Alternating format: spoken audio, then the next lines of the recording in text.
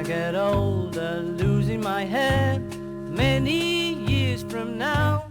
Do you remember the Beatles trading cards? They were around in 1964 and 65. That was a bit before me time, but I think my big brother collected them. I wonder if he still has them.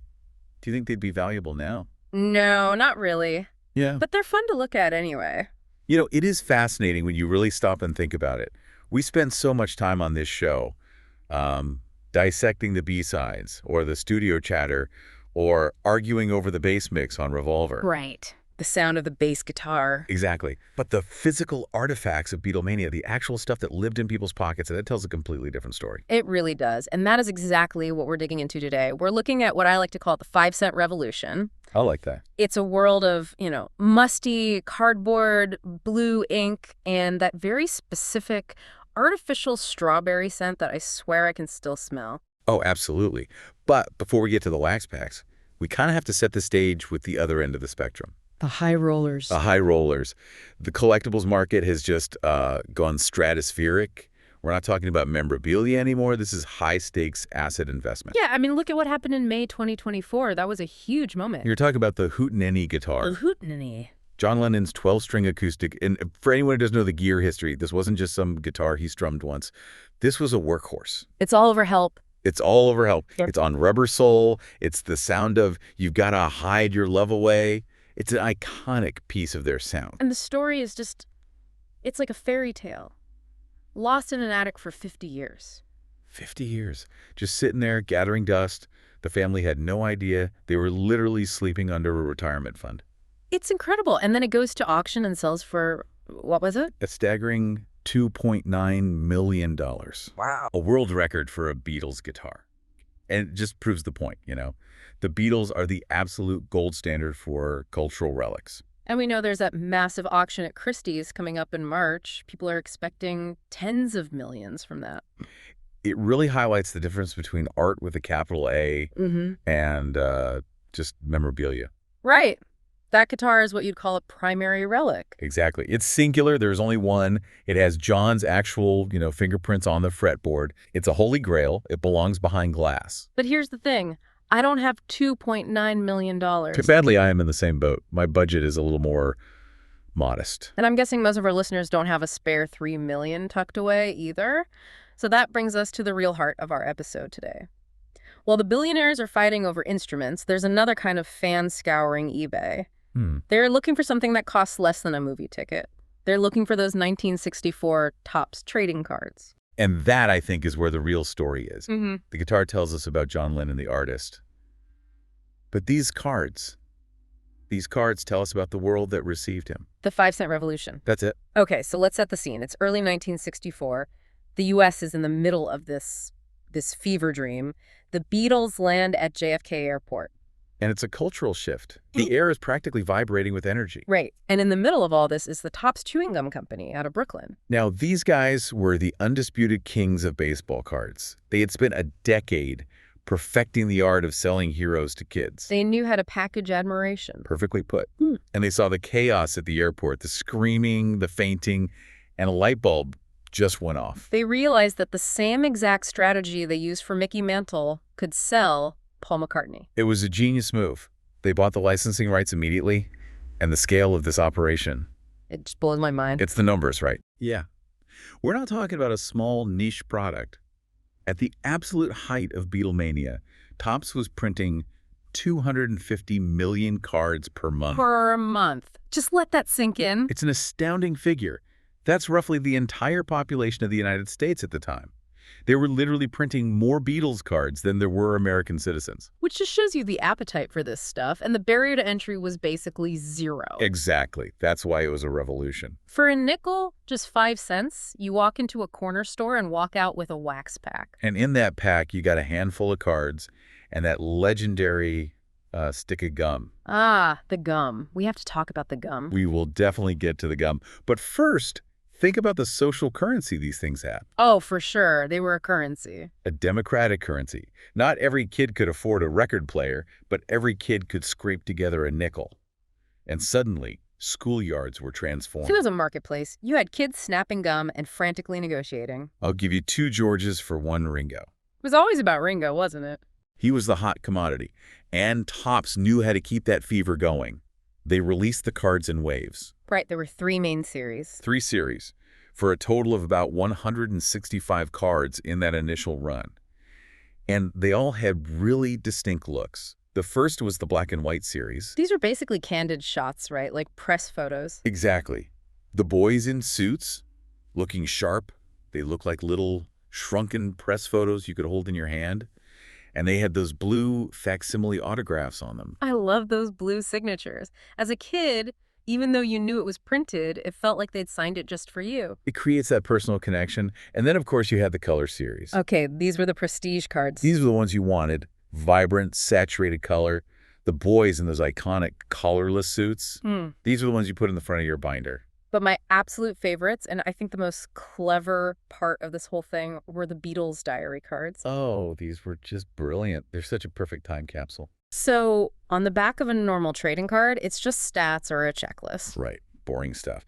But the diary cards had these faux handwritten entries. They were written as if they were excerpts from the band members' personal journal. Which is just hilarious, considering how private they actually were. Can you imagine John Lennon writing a diary entry about his favorite color for millions of kids? No way. But to a kid in 1964, reading that John's favorite color was black, or his favorite food was steak and chips, it felt incredibly intimate. It was the Wikipedia of its day. It really was. There was no internet. You couldn't just Google, what is Ringo Starr's real name? You learned it from the back of a card. That's how you learn he was Richard Starkey. That's how you learn George loved driving fast cars. It created this curated image of the band that was charming, witty, and totally safe for kids. It's a parasocial relationship before we even had a word for it. It was the first social media profile, just printed on cardboard. You know, one thing I find interesting is that the photos they used, they aren't always the super famous ones we see in books today. That's a great point, and there's a really practical reason for that. Money. Money. Licensing the really iconic photographs was expensive.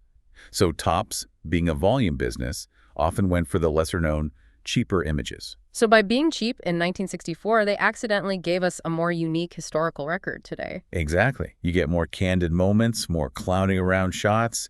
It reinforces that image of them as these witty rebels. It's a much more interesting archive in some ways. So let's unpack the economics of this. The Lennon guitar is worth millions because it's a singular primary relic. Right. These cards are secondary relics, industrial products, but some are worth thousands and others are worth $5. What gives? It all comes down to the laws of scarcity and condition, the great condition divide. Because kids in '64 weren't putting these in protective sleeves. Hardly. These were toys. They were meant to be used. They were taped to walls, carried in back pockets until the corners were fuzzy. And the ultimate fate for so many of them, the bicycle spokes. The bicycle spokes. That is the classic image. You take a Paul McCartney card, you use a clothespin to clip it to your bike frame so it makes that brr sound against the spokes. Thousands of future collectibles destroyed just to make a Schwinn sound like a motorcycle. It's tragic for a collector, but it's beautiful for a historian. It shows they were loved. But that's why a circulated card, one that survived in a shoebox, is maybe $5 to $15. There are just so many of them still out there. The supply is huge. But if you have a PSA 10, a gem mint condition card, that's a whole different story. So what does that mean exactly? A PSA 10 looks like it just came off the printing press, perfect corners, perfect centering, no scuffs. Finding a fragile piece of paper that survives 60 years without a scratch is, like, statistically impossible. So you're not paying for the picture of George, you're paying for the miracle of its survival. Precisely. I stumbled across a really funny fact about this. You can actually buy replicas of these cards on Amazon. Oh, I've seen those. But the funny part is, the brand new replicas often cost more than buying an authentic vintage original on eBay. That is absurd. But it just shows how people assume old means expensive, so they buy the reproduction, not realizing the real thing is in a bargain bin. And speaking of survival, we have to go back to the enemy of every mint condition card, the gum. The infamous gum. I've heard it described as a stiff, brittle, barely chewable plank. That's being generous. It was hard as a shingle, and it had this white powder on it. But the problem was, you know, physics. Moisture and sugar. Over 60 years, the sugar and any humidity would just seep into the card that was pressed up against it. And it leaves that permanent rectangular brown mark, the gum stain. The dreaded gum stain. To an investor, that stain is a flaw. It ruins the value. Tough. but I have a different take on it. Go on. To me, that gum stain is a chemical signature of 1964. It is proof of provenance. It proves that card was sitting in a wax pack during the British invasion. It's not a defect, it's a timestamp. I love that. It shows the life of the object. And honestly, there's something beautiful about that. The $1 million guitar is in a vault, but a $5 card with a gum stain? Anyone can own that. It's history for the price of a latte. Literally. You can hold something that was printed while A Hard Day's Night was still in theaters. But Topps hasn't ignored the high end of the market, have they? What they're doing now is a complete 180. Right. The 2023 Topps Transcendent Collection. This is the modern cash grab. This is not for bicycle spokes. No. This is a luxury product. High gloss finishes, limited runs, manufacturer scarcity. They're taking the trading card format, but treating it like that fine art guitar. It's cementing the band as this blue chip commodity. It is. But for me, it lacks the soul of the original.